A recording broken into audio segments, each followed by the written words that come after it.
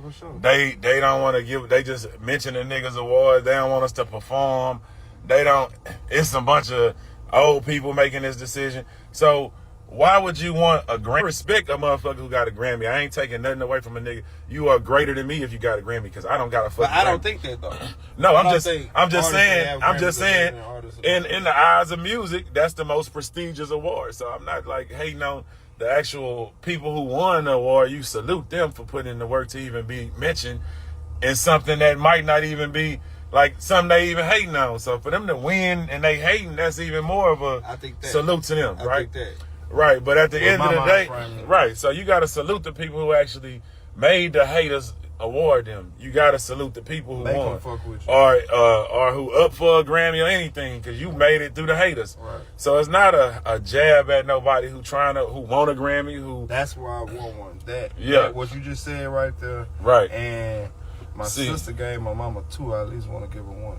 That'll be dope too. So it's more personal. That's dope.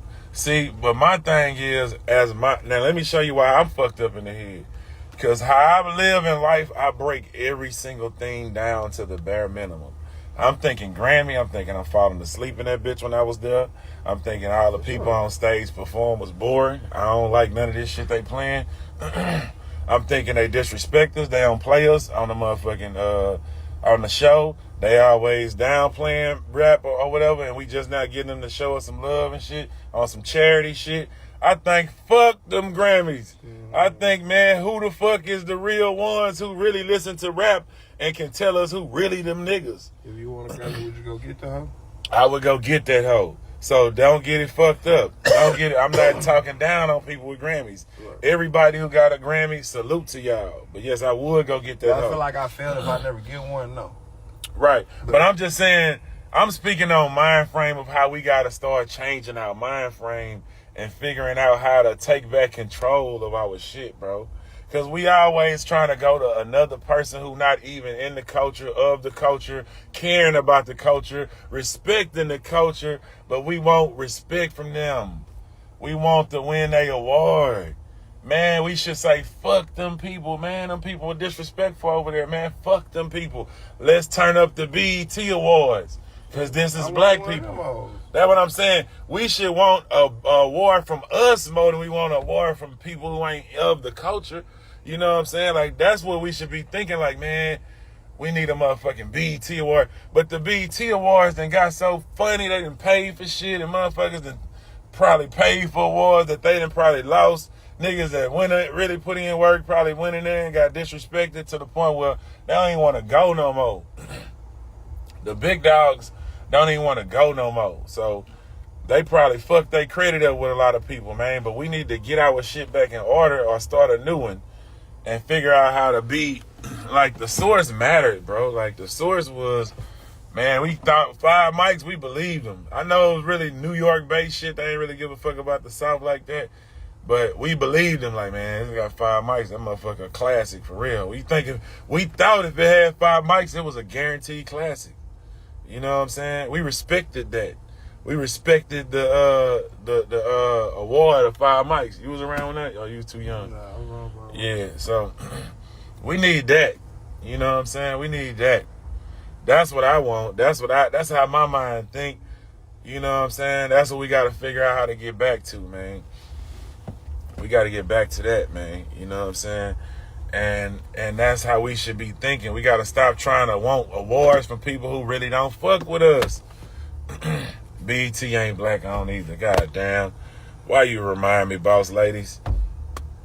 We fucked. We done sold the black entertainment television. We done sold the BET, kid. Everything for sale in the black community. God damn, niggas don't give a fuck about owning nothing, man.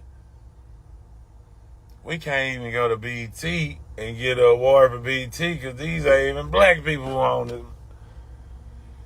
What you gonna do now, Craig? What the fuck we gonna do now, man? Everything for sale, kid. Yo. Everything for sale, kid. The jump. How we gonna make it if everything for sale, man? How we gonna make it if everything for sale, man? Well, yeah. It's time to rebuild, kid. It's time. They took away magazines and let bloggers destroy media and nothing about music. Right. The magazines, we might need to bring magazines back.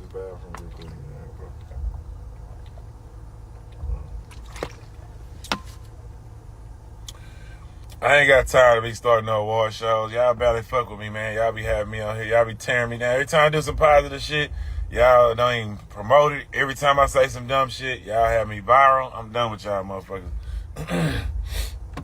I'm done trying to save you niggas. I'm buying new cars and jewelry. I'm 43. Let the new Knicks and rap nigga do it. Y'all ain't standing down. Y'all ain't standing on business with me. I'm not standing on business. Standing on business. Y'all ain't standing on business with me. Yeah. I was at that park, brother. It's a beautiful day. It's cold, but it's going to be in control. I'm buying new cars, jewelry. Might get some new teeth.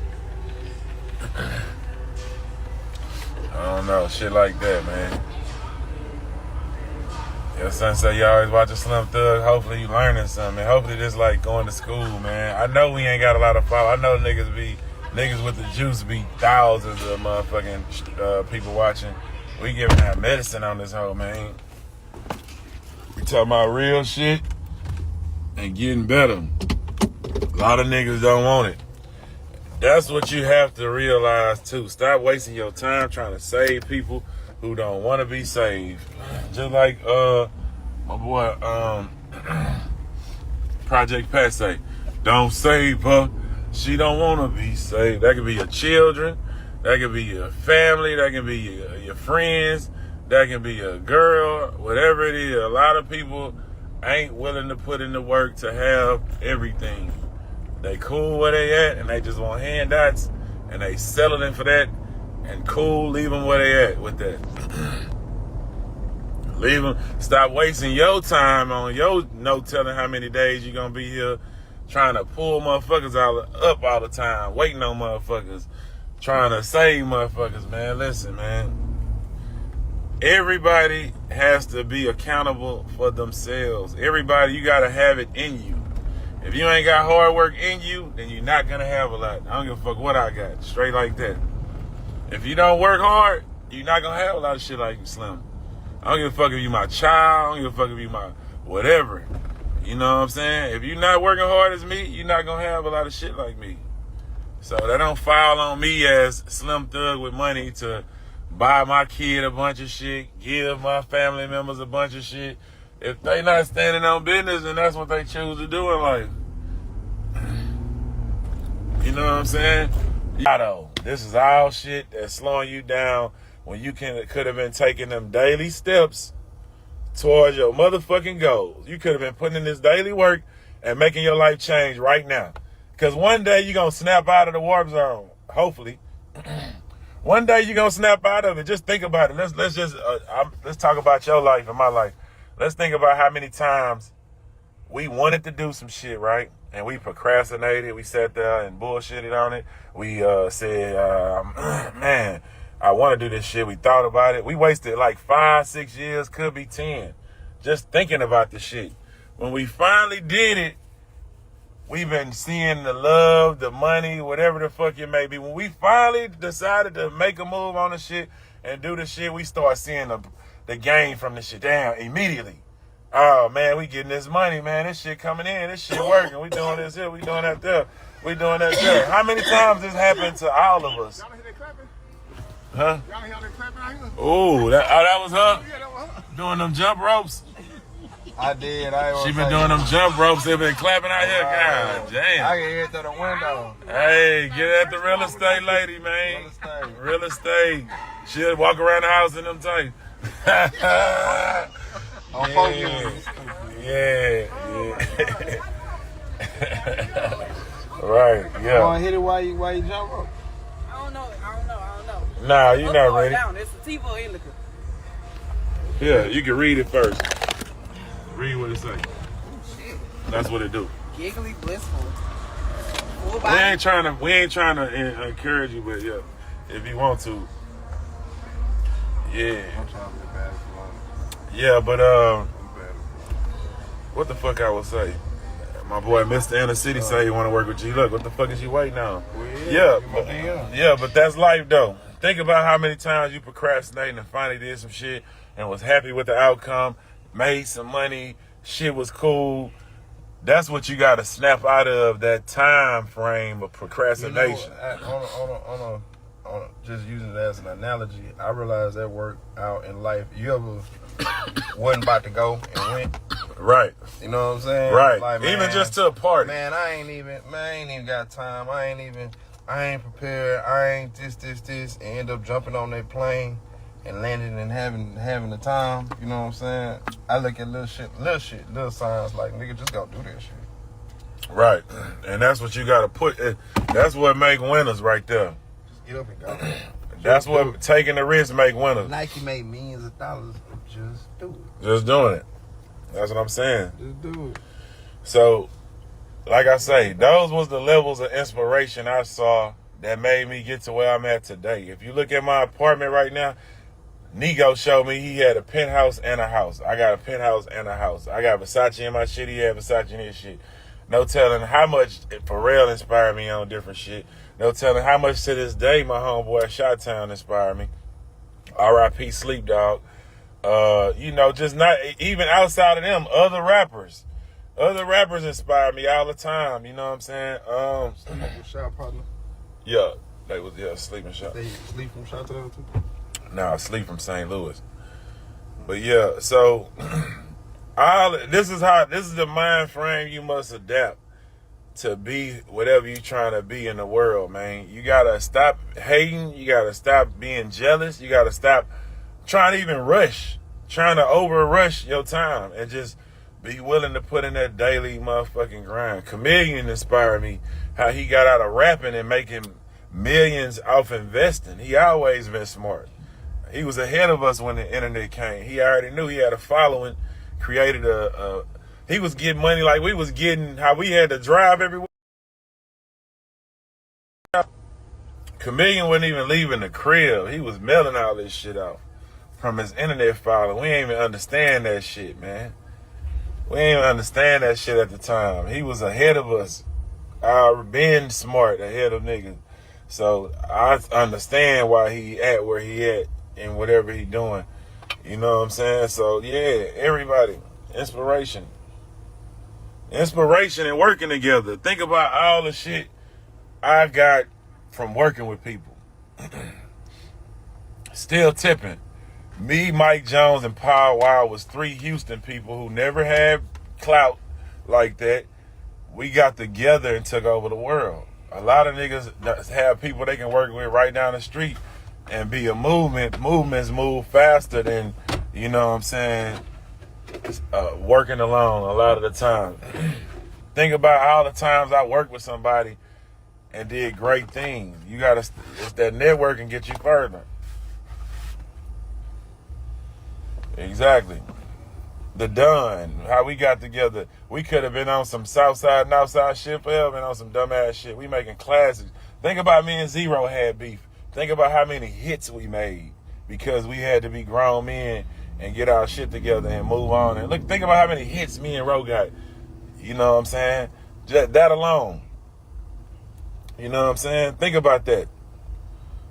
So when you grow up and be open-minded and learn how to not be on dumb shit and be on boss shit, money gonna come. The blessings gonna come. A lot of y'all mindset is gonna hold y'all back, man, and a lot of shit you trying to do. Hog life we talked about, right? Boss life. Boss life is a lifestyle. I stand on that business. Yes. If I ain't the boss, I ain't in it. If we ain't talking boss talk, I can't talk. What are we talking about? Nah, I gotta be the boss. This is a business. That's the business lifestyle. That's on I Refuse to Be a Slave in 2023. That's on now. Freedom. That's on freedom, man. That's on being able to come over here, talk shit, fuck up, say shit people don't like. They still can't cancel you though, because you don't work for nobody. You know what I'm saying? Freedom. I dedicate Boys Network up and not across. That's the problem, right? That's what I'm saying. They when you sell it, when you look the other motherfuckers like out of town niggas, the network, and you think that make you bigger than the niggas around you, that's really taking power out your cities sometimes. You know what I'm saying? So you got to do both. You know, you got to put on for the city, and you got to try to make it's like playing you know, if you're a rapper, I'm talking about. If you're a rapper, it's like playing sports. Your city is your team. You know what I'm saying? So I want to see Toby win in his Paul's position, whatever he play on the team. You know what I'm saying? I want to see Megan Thee Stallion play her position. Beyonce, Travis Scott, Zero, South Walker, Propane, Settle for Less. Motherfucking everybody play their position, man. You know what I'm saying? Power Wow, everybody. Anytime anybody in the city win, we all win. Because we all the same team. So, you know what I'm saying? Of course, there's 1,000 more niggas out here doing their thing. So, yeah. OT. And everybody different, right? Everybody different. And everybody, it's a bag for everybody. Everybody I name is making bankrolls, right? And nobody stepping on each other's toes. It ain't about that, kid. It's enough money for everybody, kid. And you'll get more money working with the motherfuckers on tours and shit. They want the Houston tour. They want the, you know what I'm saying? Shit like that. That shit'll make you get more money on the road outlet. You know what I'm saying? No, I ain't no hate on nobody. I love everybody. Because I got to think I'm a hustler. So let's talk about it. Mindset. Because I'm a hustler, I can't get mad at niggas. You feel me? I can always see the opportunity and shit. I can always say, okay. You know, like, if it don't matter what a nigga said about me, if I can sit down with that nigga, we can make $1 million, then that's what we gonna do. Because I'm not a feelings nigga. I'm not a feelings nigga. I always apply this shit right here, right? I never forget where I come from, right? And I know I'm so blessed to be where I'm at. I know how much of a small percentage it is to be where I'm at in life, right? So whenever I want to think on dumb shit like that and be in my feelings, I always bring it back to McDonald's. It's a great way to apply shit. If you in McDonald's, you don't pick your coworker. You don't pick your manager. You don't pick none of that shit. You got to go to work because that's what's going to pay them bills that you got. Or you ain't going to eat, nigga. Straight up like that. Just because you in the rap game don't mean this ain't a business, nigga. I'd rather be in the rap game doing business than in McDonald's doing business. You feel me? So to keep me from in McDonald's doing business, I'm going to do good business in the rap game. I'm going to work with niggas who I don't like. If you that nigga who motherfucking make good beats and you tell these hoes every time I fuck them that I be fucking with a lot of hoes, I don't give a damn about that shit. I'm not going to let the hoes and the gossip stop me from getting the best beat in the city. You feel me? Like, this is ballistic evidence, what weapons were involved, things of that nature. And through that, we were able to deduce that Patrick Clark is the lethal shooter in the case. And that's why he's being charged with murder. But something seems a little bit off, and maybe it's just me just not being satisfied with the arrest being enough at this point, but I don't know. Let me know if y'all feel like something's not quite right, or if you do indeed feel like, yep, they got him. This is the guy.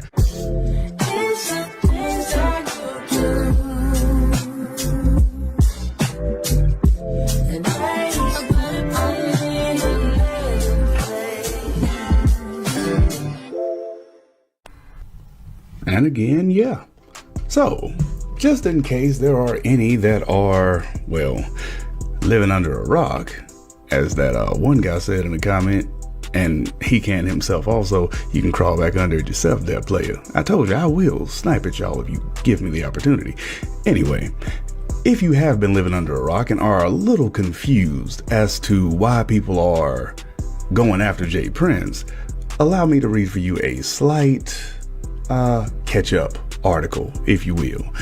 So, J. Prince Jr. has been slammed by the fans of Takeoff following the rapper's death in Houston, Texas.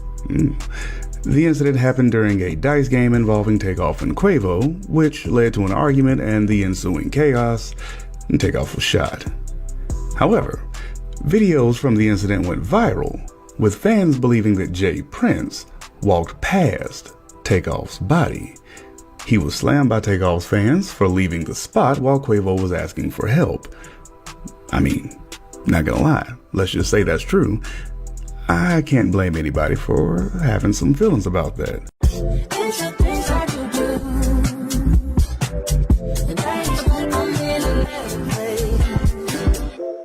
Just 45 minutes from Atlanta.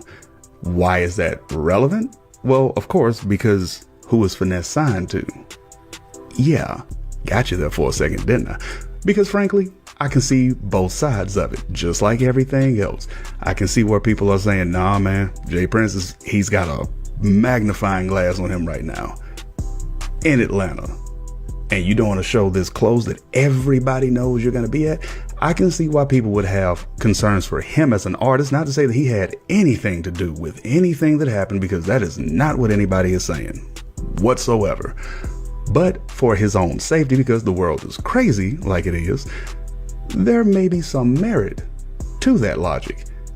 But there's also a lot of merit to the exact opposite logic, which is, why would I stop my show that I already had going because of something that had nothing to do with me? Even if, let's just say, J. Prince does have something to do with it, Finesse, as an artist, it ain't got nothing to do with him. So I'm trying to stay as middle of the road as possible, but you know how difficult that can be sometimes, because it's looking weird. I can't say it's looking bad, but the whole story is looking weird. So please, take a few moments of your time and share with me your logic. Maybe not necessarily even any of your facts, just your logic. Whether you agree, disagree, have a completely different angle that I didn't even cover, feel free to drop your comments down. Just be nice to everybody. Just because you disagree with somebody, don't call them a goofy, because we all know what that means. Yeah, some of y'all know who I'm talking to already. Stop being mean to each other. You can disagree, just don't be mean. Continuing, Junior, alongside Takeoff and Quavo, were spotted in Houston for a Halloween party. You know how it went.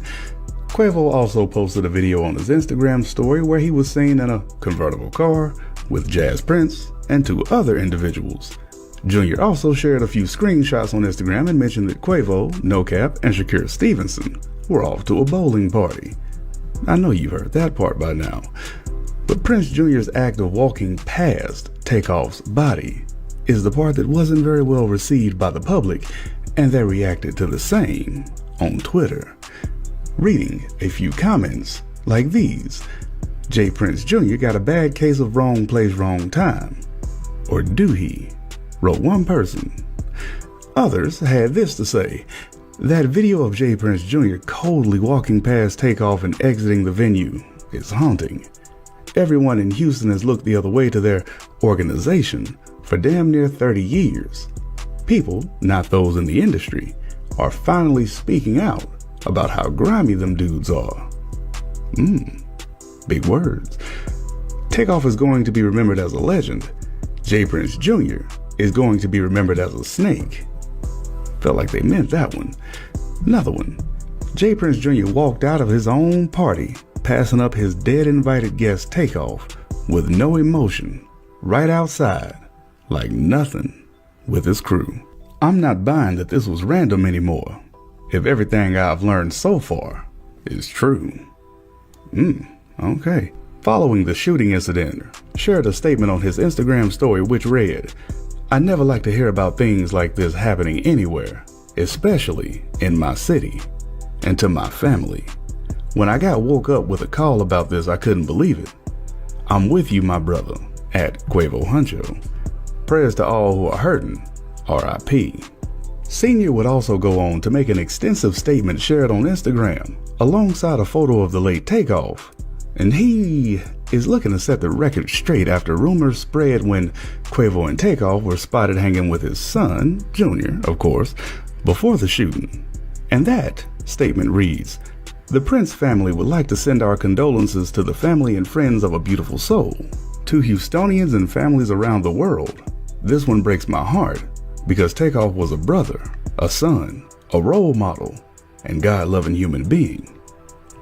J. Prince himself, Sr., is often considered one of the most important figures in Houston's rap scene, and he's said he's been friendly with all three members of Migos for a long time. A lot of people wouldn't buy that, of course, but he would go on to say, "This shouldn't have happened. This shouldn't have ever happened in our city. This shouldn't have been recorded, and this damn sure shouldn't be circulating across social media for family, friends, and fans to see. As I write this, I'm angry about the lack of love and respect we have for one another as a race, which keeps bringing us back to the same tragic place of black-on-black killing." He went on to directly address speculation that his son had some involvement in Takeoff's death. Of course, he would have to address that, right? They say Satan is the author of confusion, and right now, there are a lot of lies and false narratives being spread by media whores. He said, "I consider myself a man that's quick to listen and slow to speak. Therefore, to whomever is responsible for putting that bullet in my little nephew's head, let it be known that you can't hide behind me, beside me, or anywhere near me, because I don't tolerate dumb-ish." Regardless of who is responsible for the killing, J. Prince said it all stemmed from a foolish situation. To quote, "To the homies in Georgia and around the world that got love for Takeoff, like we do, know this. Let's change the narrative in our culture by putting an end to every argument or disagreement resulting in violence." He concluded with, "It's okay to live and let live to see another day. Rest in peace, Takeoff." And of course, to end it out, to wrap up how the night ended, of course, after Takeoff was shot, police officers arrived at the location at 2:30 a.m. and Takeoff was pronounced dead. 2 more people were injured and were transported to the hospital in private vehicles, but the identities of the other 2 individuals, as of, well, the making of this video anyway, remain unknown. Prosecutors opposed to the state's request, even questioning Clark's assets. Prosecutors say that they believe that Clark has way more money than he stated to the court. Reporting from downtown, Taisha Walker, KPRC 2 News. Now, this is one of those moments of pure conjecture, if you want to call it that. I'm sure some will call it fact, some will call it fiction immediately, but I am not going to say that this is related by any means, but the timing, well, you tell me. A few hours after the news broke about the bond hearing and everything, J. Prince Jr., I know you still loving hearing that name, dropped off a few subliminals via Instagram. And by subliminals, you know what, I'll just read it verbatim and I'll let you tell me. So here's what he had to say. Quote, "You can do everything in your power to help ninjas. And as soon as they play themselves off the streets or out of a situation, you the bad guy. You can tell a ninja yes 1,000 times, but they only remember that one time you said no. That's BS. I was taught that a man handle his own business. If you get yourself in trouble, you need to be able to get yourself out of it. What I look like effing up my hard-earned money time and time again on dumb ninjas that make dumb decisions. I never effed your mama, ninja, so stop expecting me to be your daddy." Okay, you know what? I don't even have any clarity or clarification to add to that, because if it ain't about what the obvious, well, accusation is, then to be perfectly honest, I have no idea who or what it could be about. But I will say that he followed it up with this post, which, as far as I can tell, doesn't have anything to do with it, but it still is one of those, man, why even go there when you have this kind of status? Quote, "Don't you dare, hey, big head me. Wasn't you just in matching PJs yesterday? Respectfully." All right, let's not start a trend of ending things with respectfully after you say something that's kind of messed up. I mean, once again, situation provided, but you get the idea. Sometimes I have no clue what I'm actually reading from what people have said, because let's just be real. I don't necessarily know finitely who they're talking about, And some people say stuff that's just, they intend for people to just kind of spin in circles with it. It's one of the most tried and true methods of, diversion tactics. That's why I personally haven't given up on this whole, I guess you could say, gravy train of people saying that the princess definitely has something to do with it. That's exactly why my own investment is still so high. I'm aware of some pretty advanced diversionary tactics, not gonna lie. And, well, it gets harder and harder every time one of them posts something to say that that's not what it is. But again, I ain't pointing no fingers because we know what happens when you do that. So I'll leave it right there and I'll let you guys tell me, what do you make of that whole situation? Because we know what the obvious is. We know those that hate the princess are going to say one thing. We know those that love the princess are going to say another. But let's meet in the middle. Let's be realistic, or at least let's try to.